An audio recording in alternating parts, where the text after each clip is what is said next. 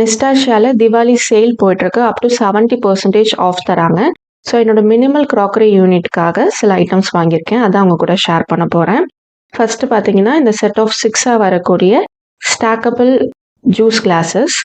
இதில் வந்து water serve பண்ண, ஜூஸ் சர்வ் பண்ண நீங்கள் யூஸ் பண்ணிக்கலாம். நல்ல ஸ்ட்ரெடியாக இருக்குது, ஃப்ளிம்ஸியாக இல்லாமல் இருக்குது.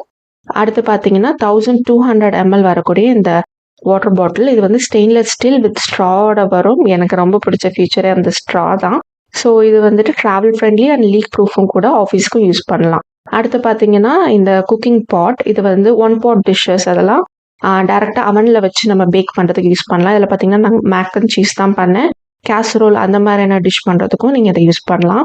அடுத்த செட் ஆஃப் 3 வரக்கூடிய இந்த கிளாஸ் கண்டெய்னர்ஸ்.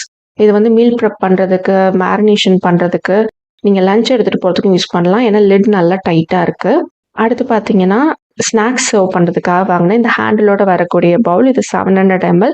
என் பையனுக்கு ஈவினிங் ஸ்நாக்ஸும் இதில் தான் நான் ஏதாவது செஞ்சு கொடுப்பேன்.